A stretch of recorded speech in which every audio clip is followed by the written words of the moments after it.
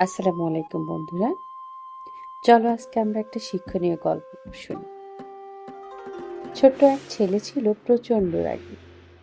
তাই দেখে বাবা তাকে একটা পেরেক ভর্তি ব্যাগ দিল এবং বলল যে যতবার তুমি রেগে যাবে ততবার একটা করে পেরেক আমাদের বাগানের কাঠের বেড়াতে লাগিয়ে আসবে।